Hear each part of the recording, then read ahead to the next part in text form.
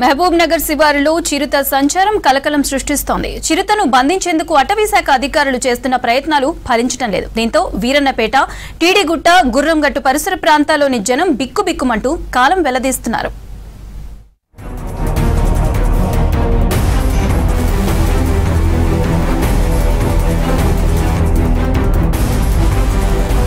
మహబూబ్ నగర్ శివారులో 20 రోజులుగా చిరుతపులి హల్చల్ చేస్తోంది. టీడీగుట్ట, గుర్రంగట్టు ప్రాంతాల్లో చిరుతపులి స్థానికులకు కనిపించింది. దీంతో ఎప్పుడు ఎక్కడ ఎవరిపై పులి దాడి చేస్తుందోనని జనం ఆందోళన చెందుతున్నారు. రాత్రైతే చాలు ప్రాణాలు అరచేతిలో పెట్టుకుని బతుకుతున్నారు. తెల్లవారుజామును కూడా ఇండ్ల నుంచి బయటకు రావడానికి భయపడుతున్నారు.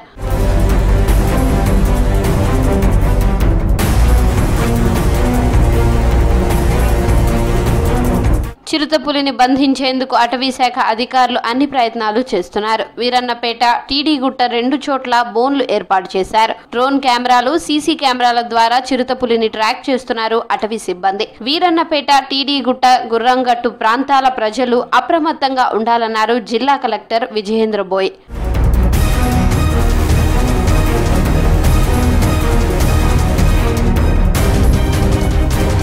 చిరుత సంచరించే ప్రాంతాల్లో జనం ఒంటరిగా వెళ్లొద్దన్నారు ఫారెస్ట్ అధికారులు. పిల్లలను ఒంటరిగా బయటకు పంపొద్దని చెబుతున్నారు.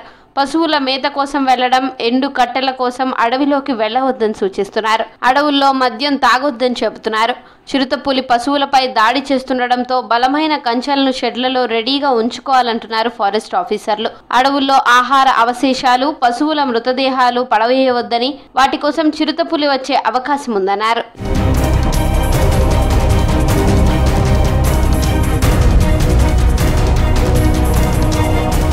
చిరుతపులి ఎదురైతే భయపడకుండా చేతులు పైకెత్తి నెమ్మదిగా వెనక్కి అడుగులు వేయాలని సూచిస్తున్నారు అటవీశాఖ అధికారులు. భయపడి అరవడం, పరిగెత్తడంతో చిరుత రెచ్చిపోతుందన్నారు. అటవీ ప్రాంతాలకు లేదా పొలాలకు గుంపులుగా వెళ్లాలని సూచిస్తున్నారు. చిరుతపులి కనిపిస్తే తమకు సమాచారం ఇవ్వాలన్నారు పోలీసులు.